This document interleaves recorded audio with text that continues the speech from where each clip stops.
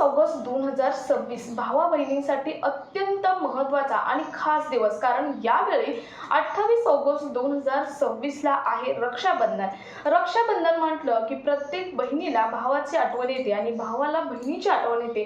वर्षभर एकमेकांची भेट नाही झाली तरी चालेल, परंतु रक्षाबंधनला भेट झालीच पाहिजे आणि रक्षाबंधनला बहिणीने भावाच्या मनगटावर राखी ही बांधलीच पाहिजे. परंतु यावेळचा 2026चा जो रक्षाबंधन आहे तो काही खास आहे, कारण 70 वर्षातून हा दुर्मिळ योग जुळून आलेला आहे. त्यामुळे तुमचा भाऊ कितीही लांब असेल तरी तुम्ही भावाला राखी बांधायला मात्र विसरू नका, कारण त्याच्या आयुष्यात प्रकाश पडू शकतो तुमच्या एका राखीच्या धाग्यामुळे. कारण या वर्षीचा योग हा दुर्मिळ मानला जात आहे. दोन संयोग हे योग म्हणून जुळून येत आहे. ते योग आहे ते कोणते असणार आहे पाहणारच आहोत. परंतु या वर्षी खग्रास चंद्रग्रहण सुद्धा आहे. त्यामुळे प्रत्येक ज्या महिला आहेत किंवा भाऊ आहेत बहिणी आहेत त्यांना एकच प्रश्न आहे की जर चंद्रग्रहण असेल तर मग राखी बांधायची कशी, मग राखी बंधनाचा राखी बांधायचा नेमका शुभ मुहूर्त काय आहे, राहू काळामध्ये राखी बांधायची नाही मग कधी बांधायची, याबद्दल बऱ्याच महिलांना प्रश्न आहेत आणि या सर्व प्रश्नांचे उत्तर आपण आजच्या व्हिडिओमधून पाहणार आहोत. प्रत्येक महिलेला रक्षाबंधनचा शुभ मुहूर्त माहीत असणं गरजेचं आहे. शिवाय यावेळी दुर्मिळ योग दोन कोणते जुळून येत आहेत हे सुद्धा माहीत असणं गरजेचं आहे.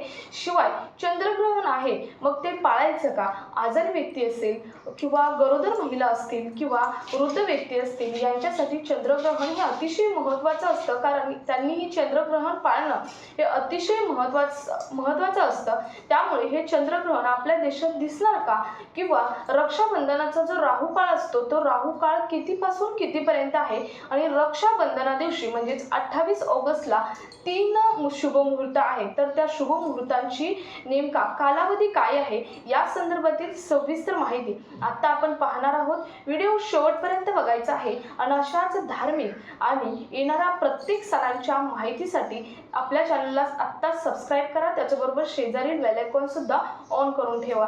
तर श्री स्वामी समर्थ, रामकृष्ण हरी. मी पूनम आणि तुम्ही पाहताय माहिती मोलाची. तर बघा 28 ऑगस्ट 2026ला या वर्षीचं रक्षाबंधन.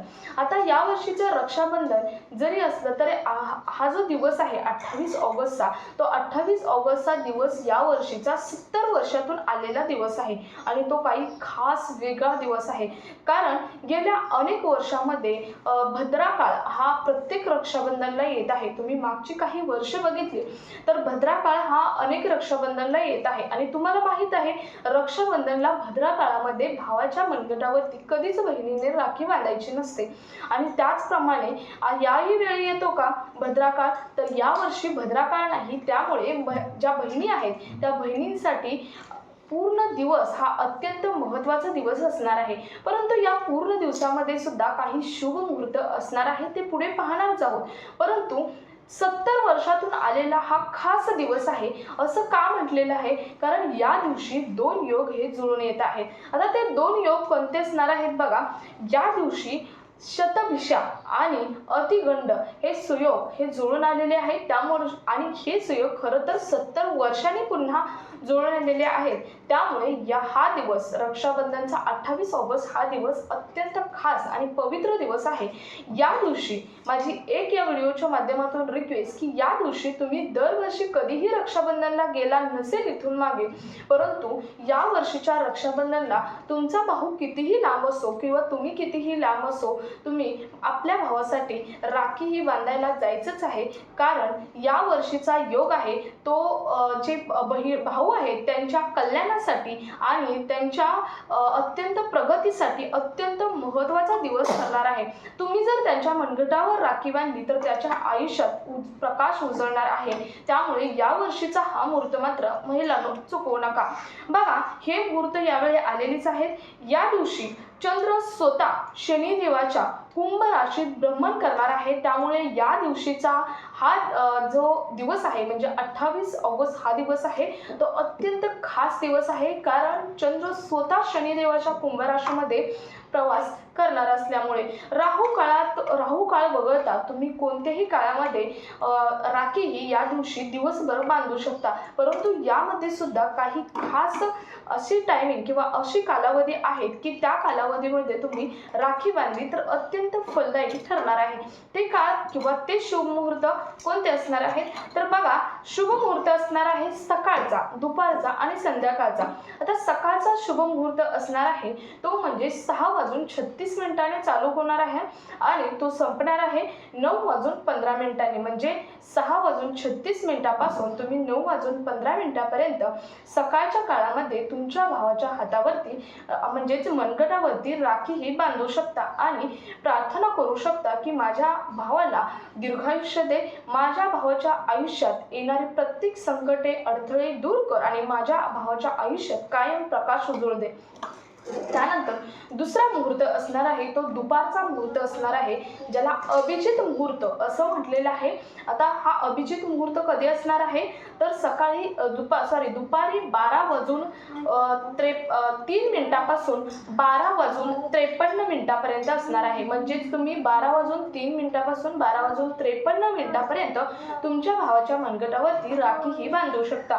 त्यानंतर पुढचा म्हणजे संध्याकाळचा काळ असणार आहे तो म्हणजे 7:43 पासून 9:30 पर्यंत म्हणजेच जवळजवळ 7:45 पासून 9:30 पर्यंत हा शुभ मुहूर्त असणार आहे संध्याकाळी।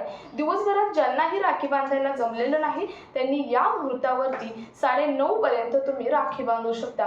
खरं तर राखी तुम्ही दिवसभर बांधू शकता, परंतु तुम्हाला हे 3 मुहूर्त अधिक फलदायी तुमच्या भावासाठी ठरणार आहेत।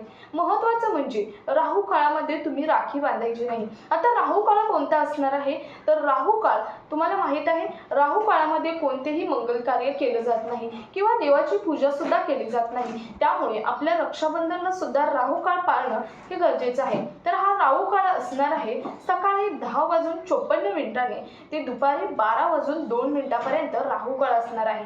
10:54 पासून 12:02 पर्यंत कुणीही आपल्या भावाला राखी बांधायची नाही, कारण हे अत्यंत अशुभ मानलं जातं। राहू काळ हा प्रत्येक मंगल कार्यामध्ये अशुभच मानला जातो।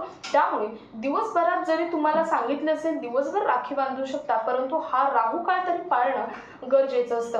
आता बऱ्याच महिला संभ्रमात आहेत की चंद्रग्रहण आहे, या दिवशी खग्रास चंद्रग्रहण आहे, तर मग राखी बांधायची तर मग किंवा चंद्रग्रहण आपल्या देशामध्ये दिसणार का, असा बऱ्याच महिलांचा प्रश्न आहे। आता मी तुम्हाला ही सर्व माहिती सांगितलेली आहे, परंतु चंद्रग्रहण आपल्या देशात दिसणार का तर चंद्रग्रहण आपल्या देशामध्ये दिसणार नाही। त्यामुळे रक्षाबंधनला तर त्याचा कोणताच प्रॉब्लेम येणार नाही किंवा एखादी गरोदर महिला असेल, वृद्ध व्यक्ती असेल, आजारी व्यक्ती असेल त्यांना सुद्धा कोणताच प्रॉब्लेम येणार नाही।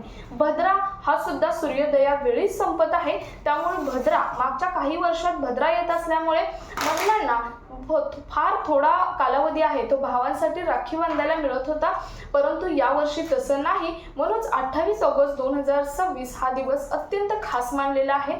70 वर्षातून आलेला हा दिवस आहे।